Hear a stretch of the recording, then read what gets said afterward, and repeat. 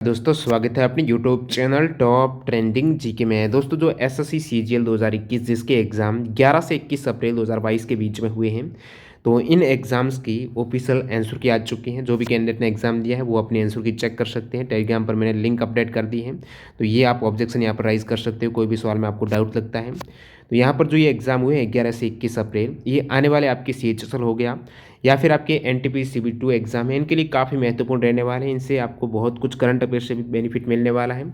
तो यहाँ पर अपन ये जो सीरीज़ कंटिन्यू कर रहे हैं, जिसमें एसएससी सीजीएल एग्ज़ाम जो 2022 में हुए हैं, इनके सारे शिफ्ट के आपको प्रत्येक शिफ्ट वाइज एक्स्ट्रा फैक्ट से जीके के क्वेश्चंस का यहाँ पर एग्जैक्ट आपको क्वेश्चंस और आंसर मिलने वाले हैं। तो वीडियो के अंत तक आपको ज़रूर बने रहना है। इस सीरीज से जुड़ने के लिए आपको चैनल को सब्सक्राइब करके बेल आइकन हिट कर देना है। पीडीएफ फाइल के लिए टेलीग्राम चैनल ज्वाइन करना है, जिसकी लिंक डिस्क्रिप्शन बॉक्स में है। तो आज शुरुआत करेंगे 11 अप्रैल 2022 से।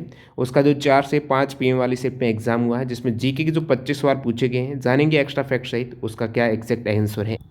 तो ये सभी इंपॉर्टेंट सवाल स्टार्ट करें उससे पहले मैं आपको बता दूं, जो भी कैंडिडेट हैं चाहे रेलवे की तैयारी करते हो आप इसके अलावा एसएससी है, बैंकिंग है, डिफेंस है, यूपीएससी है, जितने भी स्टेट और सेंट्रल लेवल गवर्नमेंट एग्जाम्स हैं, तैयारी के लिए आपकी मॉक टेस्ट लगाना बहुत ज़्यादा ज़रूरी है। तो टेक्स्ट बुक पर सारे एग्जाम्स के मॉक टेस्ट आपको एक ही पास में मिल रहे हैं। अभी जो ऑफर चल रहा है, जिसके तहत आपका ईयरली टेक्स्ट बुक पास टीटीटी के कूपन कोड यूज़ करने पर 360 में इस डील को आप ग्रैब कर सकते हो। ये टेक्स्ट बुक ऐप और वेबसाइट दोनों पर अवेलेबल है, तो ज़रूर यहाँ पर डिस्काउंट का लाभ उठाइएगा। लिंक डिस्क्रिप्शन बॉक्स में, जहाँ पर सेम एग्जाम पैटर्न और डैशबोर्ड पर आधारित मॉक टेस्ट रहते हैं।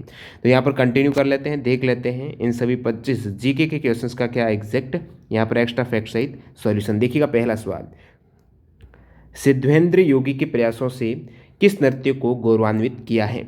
तो इनका जो नाम आता है वो नृत्य है कुचिपुड़ी। इससे पहले ये एसएससी एग्जाम में पूछे हुए सवाल है।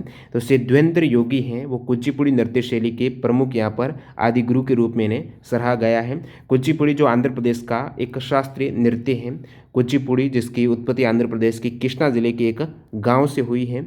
और अन्य जैसे कि आपको पता होना चाहिए, काफ़ी बार एग्जाम में आ जाते हैं, जितने भी जो क्लासिकल डांस हैं उनके प्रमुख डांसर हैं, नर्तक हैं, कौन से डांस से जुड़े हुए हैं।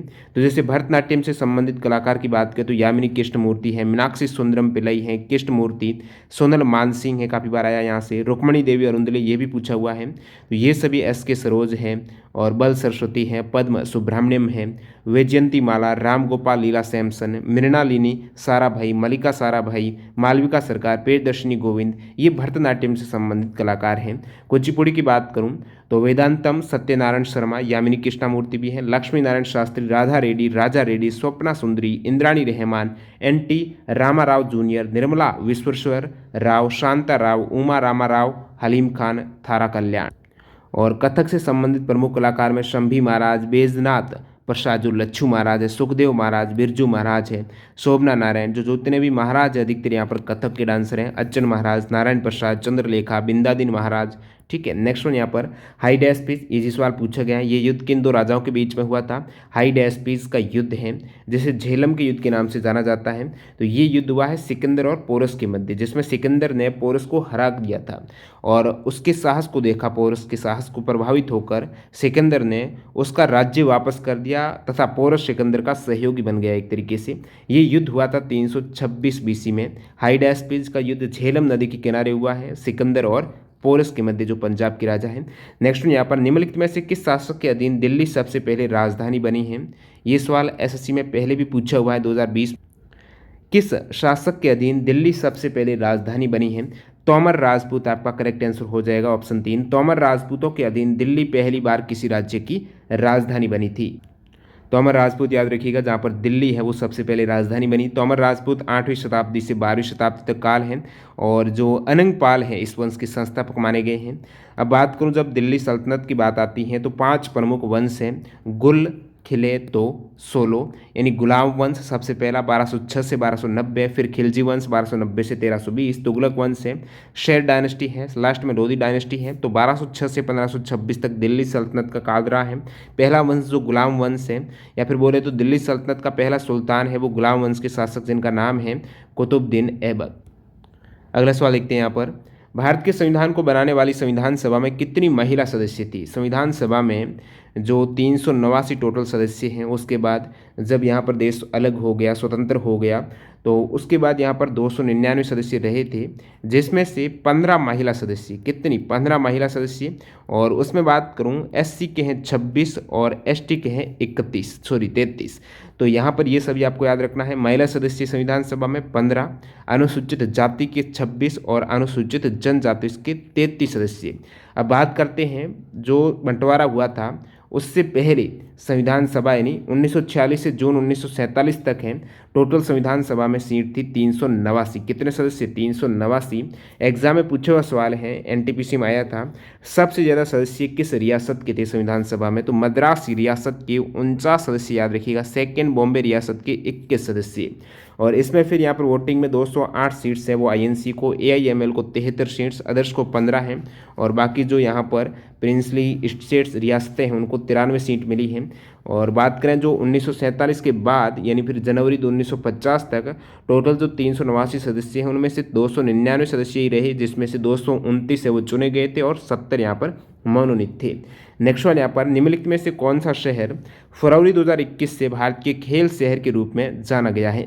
तो भारत के खेल शहर के रूप में यहाँ पर अहमदाबाद को जाना जा रहा है। ये है भारत की खेल सिटी अहमदाबाद। किसको नवंबर 2020 में नेपाली सेना के जनरल की मानद रैंक से सम्मानित किया गया है? प्रीवियस एग्जाम में भी पूछा हुआ सवाल है, थोड़ा ओल्ड करंट अफेयर्स 2020 का है। तो नेपाली सेना के जनरल की मानद रैंक से सम्मानित किया गया था जनरल एम नरवणे को। अभी जैसे कि बात करूं, भारत की थल सेना के प्रमुख कौन है? ये हैं दोस्तों वर्तमान में जनरल मनोज पांडे बने, जो अभी 30 अप्रैल 2022 को, और इससे पहले एम नरवणे रहे हैं। भारत में वर्तमान में जो चीफ ऑफ एयर स्टाफ कौन है? तो एयर चीफ मार्शल विवेक राम चौधरी हैं। और चीफ ऑफ नेवल स्टाफ याद रखिएगा एडमिरल आर हरि कुमार है, जो 30 नवंबर 2021 से हैं।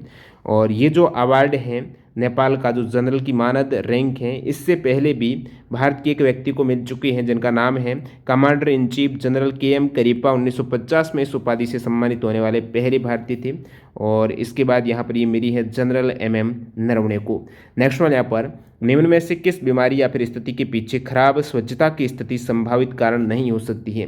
खराब स्वच्छता की स्थिति उसका कारण नहीं है, वो है गठिया रोग हैं। बाकी जैसे पोलियो, हैजा, आंत्र ज्वर हैं, ये खराब स्वच्छता के कारण जरूर होते हैं। गठिया रोग हैं जिसमें जो जॉइंट होते हैं उसमें प्रॉब्लम होती है, सूजन आ जाती है, पेन वगैरह होता है, जो कैल्शियम की कमी के कारण भी हो सकता है।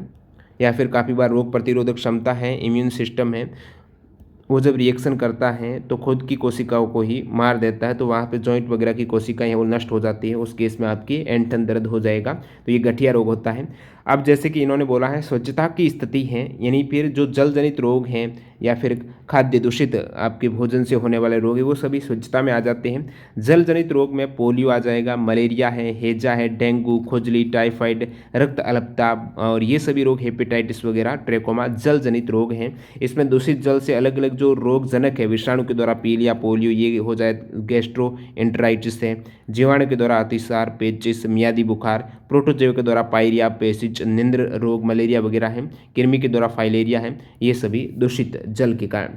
अगला सवाल यहाँ पर स्टेटमेंट का है, पर्वतों के संबंध में आपको बताना सही स्टेटमेंट कौन सा है।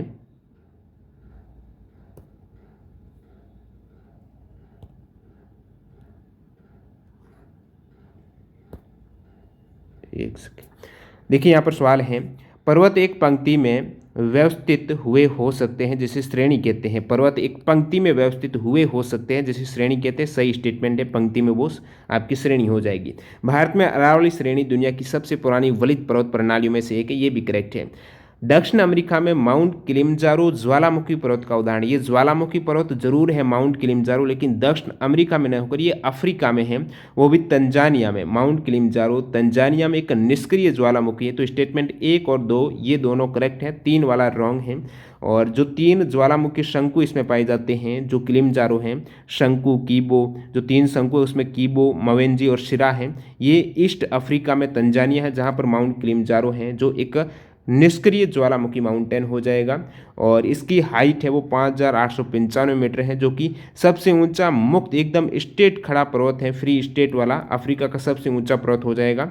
और विश्व के प्रमुख ज्वालामुखी पर्वत में एग्जाम में सवाल आ जाता है, निम्नलिखित में से कौन सा ज्वालामुखी पर्वत है। तो ये प्रमुख जो ज्वालामुखी पर्वत है मौना लोआ है, माउंट फुजी है। ये है कहाँ पर, जैसे ये हवाई में, टोक्यो जापान में माउंट फुजी, माउंट वेंसुवियस है ये इटली में है, मेयॉन वोल्केनो है ये फिलीपींस में है, माउंट एस्टी हेलेंस है यूएसए में है, तो पोपोकेटपेटल जो वोल्केनो है ये मैक्सिको में है। नेक्स्ट यहाँ पर एरिनल वोल्केनो कोस्टा रिका में है। तो ये सभी एटना एग्जाम में पूछा हुआ है, सिसिली इटली में है, एटना जो ज्वालामुखी माउंटेन है, इन सभी के बारे में आपको पता होना चाहिए।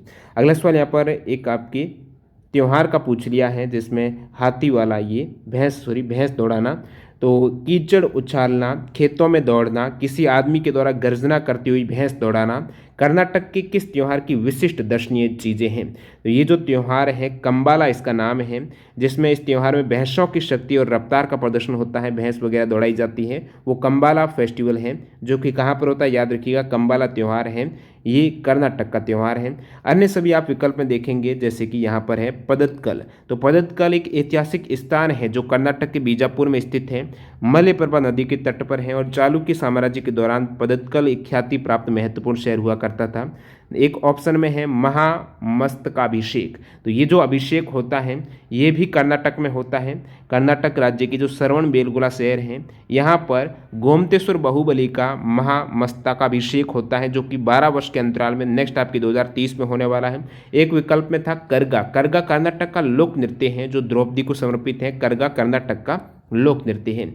नेक्स्ट और भारत के 48वें मुख्य न्यायाधीश के रूप में नियुक्त न्यायमूर्ति एन.वी. रमन किस राज्य से हैं? आंध्र प्रदेश से। एन.वी. रमन है वो आंध्र प्रदेश से बिलोंग करते हैं। अगला सवाल, बच्चों को मुक्त और अनिवार्य शिक्षा का अधिकार जो अधिनियम 2009 है वो संसद का अधिनियम है, कब लागू हुआ है? 2010 में लागू हुआ है। 1 अप्रैल 2010 को जम्मू कश्मीर को उस समय छोड़कर संपूर्ण भारत में बच्चों को मुफ्त और अनिवार्य शिक्षा का अधिकार अधिनियम है वो लागू किया गया है। 2009 वाला कब? 2010 में हुआ है। अब देखिए इससे जुड़ा हुआ जो 86th कॉन्स्टिट्यूशन अमेंडमेंट है, काफ़ी बार एग्जाम में सवाल आता है। ये 2002 का जो 86th कॉन्स्टिट्यूशन अमेंडमेंट, इसमें 21A है, अनुच्छेद 21A को जो जोड़ा गया था, जिसमें प्राथमिक शिक्षा को नागरिकों का मूल अधिकार है, जो राइट टू एजुकेशन है वो आर्टिकल 21A में है। 86th कॉन्स्टिट्यूशन अमेंडमेंट 2002 के जरिए जोड़ा गया है, जिसमें 6 से 14 वर्ष आयु वर्ग के जो बच्चे हैं उनको राज्य के द्वारा मौलिक अधिकार के रूप में प्राथमिक शिक्षा मुफ्त देने का प्रावधान है। नेक्स्ट यहाँ पर कौन सा टैंक कंक्रीट, फाइबर ग्लास या प्लास्टिक से बना एक भूमिगत कक्ष है, अंडरग्राउंड रहता है ये टैंक, जिसके माध्यम से जो घरेलू अपशिष्ट मलमूत्र है, ये सीवेज, ये सभी बुनियादी इनका उपचार के लिए जाता है। तो ये वाला जो अंडरग्राउंड एक सेप्टिक टैंक होता है, कौन सा टैंक है? जो कंक्रीट है, प्लास्टिक है, इनसे बना होगा, इस प्रकार सेप्टिक टैंक है, जिसके अंदर सारा अपशिष्ट है वो ट्रीटमेंट होगा, उपचार के लिए जाता है, जिसे सेप्टिक टैंक बोलेंगे। अगला सवाल यहाँ पर बजट का पूछा, 2021-22 बजट से सवाल है। केंद्रीय बजट 2021-22 के अनुसार सरकार की योजना राजकोषीय समेकन जारी रखने की है, जिससे राजकोषीय घाटे, राजकोषीय समेकन का मतलब है राजकोषीय घाटे को कम करना। तो राजकोषीय घाटे का स्तर है कब तक? सकल घरेलू उत्पाद के 4.5% से कम हो जाएगा। तो 2025-26 तक इन्होंने बोला है कि सकल घरेलू उत्पाद की 4.5% से कम हो जाएगा। तो राजकोषीय जो समेकन जारी रखा है, जिससे राजकोषीय घाटे के स्तर यहाँ पर 2025-26 तक कम होने का इन्होंने अनुमान बताया है।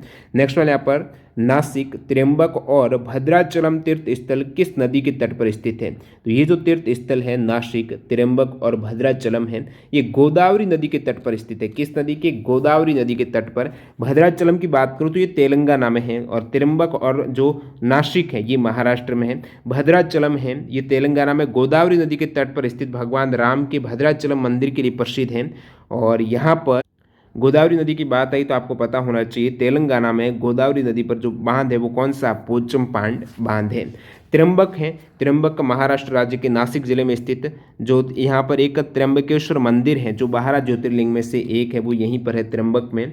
और अन्य विकल्प में आपकी नासिक था, जो पंचवटी है वो नासिक में है। महाराष्ट्र के नासिक में गोदावरी नदी के किनारे स्थित एक विख्यात धार्मिक स्थल है, जहाँ पर त्रेता युग में लक्ष्मण, सीता सहित श्री राम जी ने यहाँ पर वनवास का कुछ समय बिताया था, पंचवटी में, जो महाराष्ट्र के नासिक में है।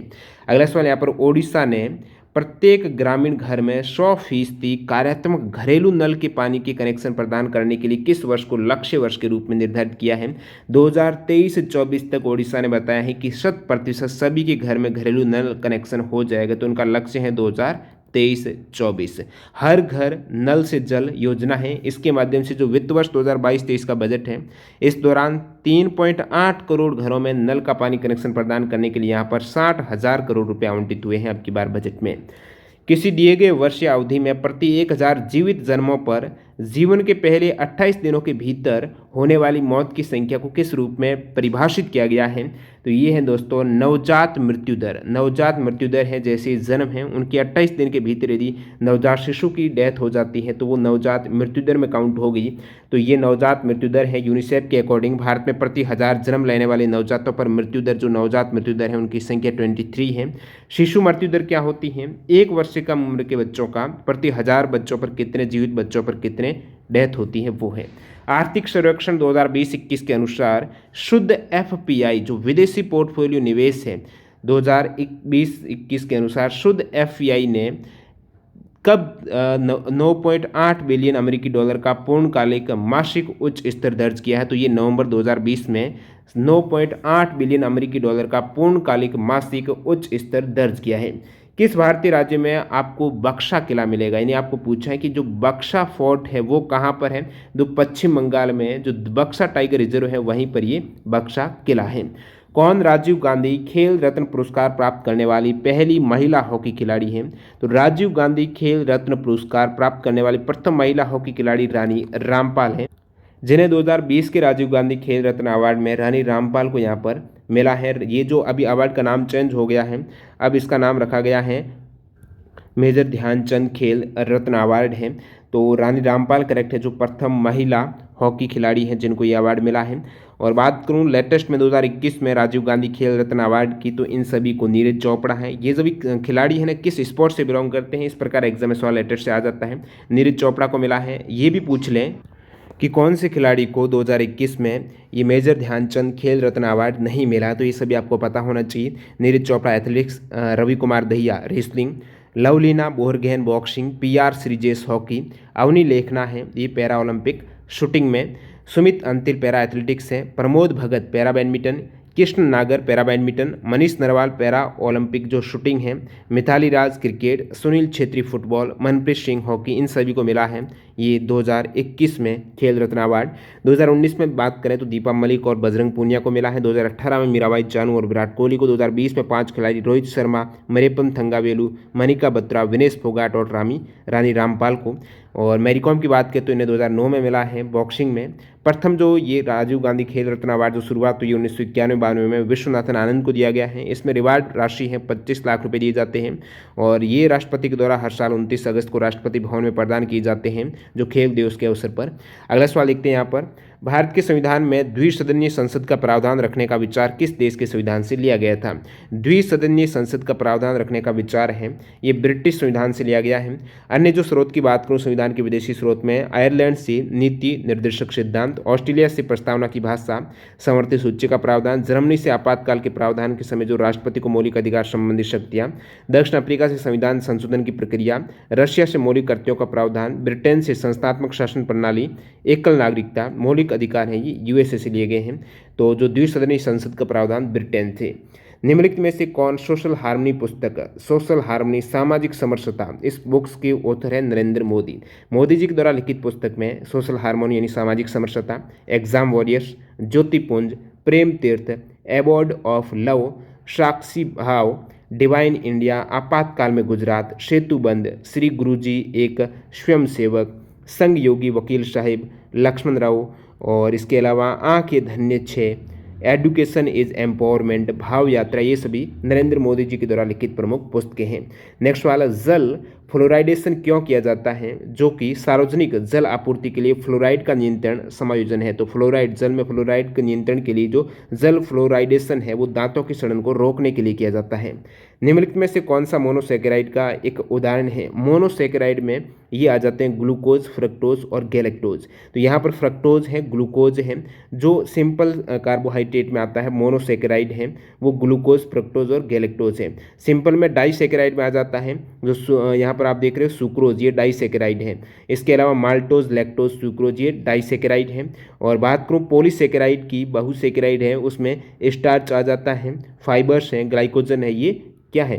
कॉम्प्लेक्स में कार्बोहाइड्रेट जो पॉलीसेकेराइड है। नेक्स्ट सवाल, किस बैंक को the lender of the last resort कहा जाता है? The lender of the last resort कहा जाता है जो सेंट्रल बैंक, जैसे कि भारत में सेंट्रल बैंक है आरबीआई, वो हो जाएगा lender of the last resort, यानी अंतिम उपाय के ऋणदाता के रूप में जाना जाता है। जो भी बैंक वगैरह दिवालियापन है उसे बचाने का कार्य सेंट्रल बैंक करती है। आरबीआई की बात करें तो स्थापना 1 अप्रैल 1935 को ही है। इसका राष्ट्रीयकरण 1 जनवरी 1949 को किया गया था। अंतिम सवाल यहाँ पर आपको पूछा है तो ब्लैंक फिल करनी है, जो कि कंटेनर बेस्ड सैनिटेशन है, इसकी डेफिनेशन दे रखी है। तो कंटेनर आधारित स्वच्छता है, ये क्या होती है? तो refers to sanitation system in which toilets collect human excreta in sealable removable cartridge that are transported to treatment facility है। यानी जो कंटेनर आधारित जो यहाँ पर सैनिटाइजेशन है, कंटेनर बेस्ड सैनिटेशन, ये एक स्वच्छता प्रणाली को संदर्भित करता है जहाँ शौचालय मानव मल को सील करने योग्य, हटाने योग्य जो कंटेनर में एकत्रित करते हैं, जो बाद में उपचार के लिए, ट्रीटमेंट के लिए सुविधाओं में आगे भेजा जाता है। तो ये कंटेनर के में ही सारा स्टोर है, तो कंटेनर बेस्ड सैनिटेशन हो जाएगा।